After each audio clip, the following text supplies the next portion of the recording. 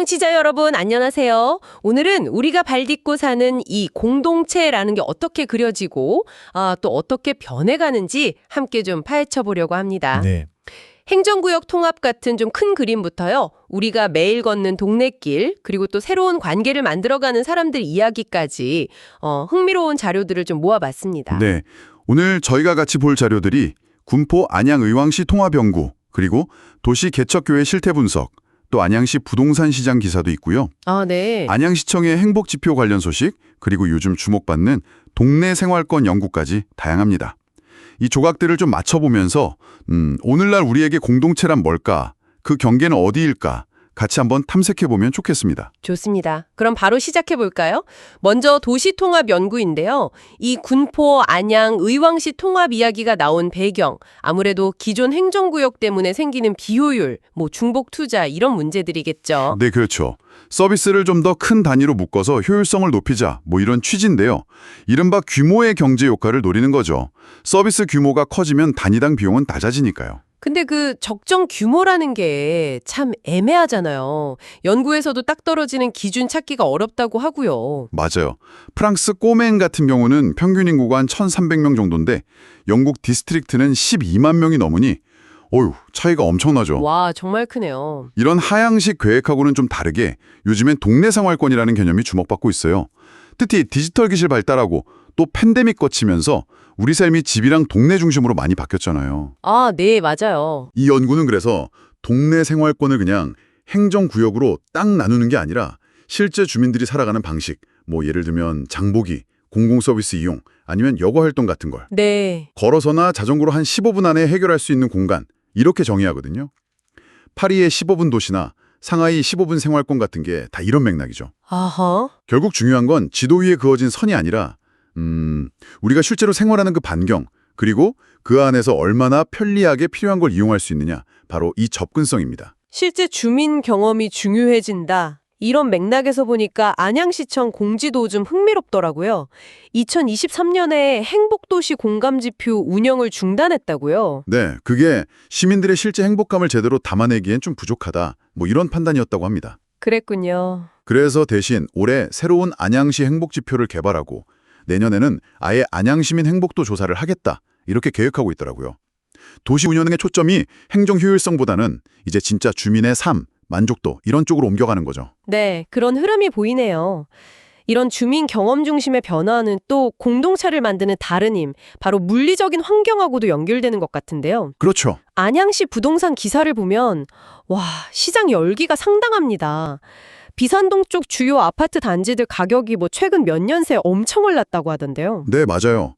잘 갖춰진 교통망이라든가 교육 환경, 편의시설 같은 인프라가 아무래도 큰 요인이겠죠. 그렇죠. 새로 짓는 단지들도 보면 편리한 교통, 주변에 마트나 상가 많은 거, 또 공원 가까운 거, 학군 좋은 거, 이런 걸 다 강점으로 내세우잖아요. 네.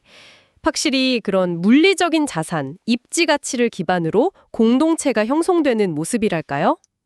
그런데 바로 이 지점에서요, 도시 개척교회 연구를 보면 아주 극명한 대조가 보여요. 개척교회요? 어떤 점이 다른가요? 이 교회들은 대부분 정말 최소한의 자원으로 시작하거든요. 연구 보니까 70% 이상이 자비량 개척이고 평균 설립 비용이 5천만 원 정도래요. 와, 정말 적네요. 네, 개척 관련 교육 경험 없는 분들이 거의 대부분이고 교단 지원도 사실 거의 못 느낀다고 하고요. 제일 힘든 게 역시 돈 문제, 재정 문제죠. 그렇죠. 아무래도. 하지만 이분들을 움직이는 건 소명감, 그리고 관계, 또 지역사회에 뭔가 필요한 부분을 채우려는 그런 의지 같은 거예요. 외부 지원 의존도가 꽤 높다는 사실, 그러니까 다른 교회나 개인 후원 비율이 높다는 건요. 네. 이런 관계 중심의 공동체 만들기가 현실적으로 얼마나 어려운지를 보여주는 거죠. 그러니까 결국 공동체라는 게 탄탄한 시설 위에 돈으로 사는 형태도 있지만 다른 한편으로는 어려운 환경 속에서도 어떤 공유된 목적의 의식으로 만들어가는 형태도 있다는 거네요. 네, 맞아요. 두 방식 다 존재하는데 지속 가능성에 있어서는 서로 다른 어려움에 부딪히는 거죠. 확실히 공동체라는 게 좋은 건물이나 편리한 위치만으로는 다 설명이 안 되는구나 싶습니다. 다시 동네 생활권 연구로 돌아가 보면요. 이 연구는 디지털 기술하고 팬데믹이 하이퍼로컬 현상을 가속화시켰다고 분석해요.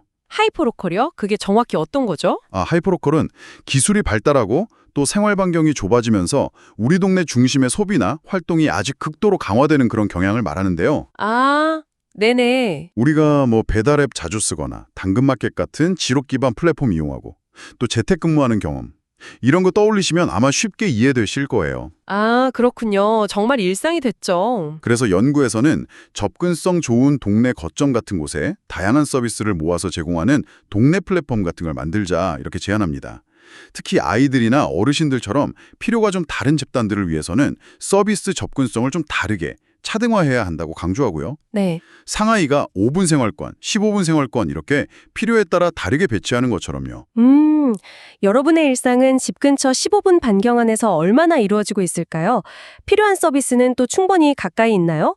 이 연구는 미국 넥스트도어 사례처럼 주민들의 직접 참여해서 우리 동네 경계를 정하고 또 지역 특성에 맞는 계획을 세우는 게 중요하다고 말하거든요. 네, 맞아요. 이게 앞으로 도시 계획이나 삶의 질을 높이는 데 핵심이 될 수 있다. 뭐 이런 제안인 거죠. 네, 그렇죠. 자, 오늘 저희가 효율성을 좇는 도시 통합 논의부터 시작해서 편리한 인프라가 이끄는 부동산 시장, 또 어려운 여건 속에서도 관계를 통해 공동체를 만들어낸 노력, 그리고 우리 삶 가장 가까운 곳에 주목하는 동네 생활권 개념까지 공동체의 참 다양한 모습들을 살펴봤습니다. 네, 이 이야기들이 우리에게 던지는 질문은 뭘까요? 공동체라는 게 참 여러 겹으로 되어 있는 것 같아요. 행정이라는 틀도 있고 경제적인 동력, 함께 쓰는 물리적인 공간, 또 보이지 않는 사회적인 유대감, 그리고 점점 더 중요해지는 이 디지털 연결망까지요. 네. 오늘 살펴본 자료들은 이런 거시적인 계획하고 또 개인의 아주 미시적인 일상 사이에서 끊임없이 뭔가 상호작용하고 변화하는 모습을 보여주는 것 같습니다. 생활 반경이 점점 더 지역 중심으로 좁혀지는 이런 시대에 우리 각자에게 공동체 소속감이란 건 어떤 의미가 될까요? 여러분이 살고 계신 동네에서 연결되어 있다는 느낌? 그건 무엇으로부터 오나요? 마침 안양시가 시민행복도 조사를 한다고 하니까요. 한 번쯤 청취자 여러분께서 생각하시는 행복한 동네의 조건은 무엇일지 떠올려 보시는 것도 좋겠습니다. 오늘 이야기는 여기까지 나누겠습니다.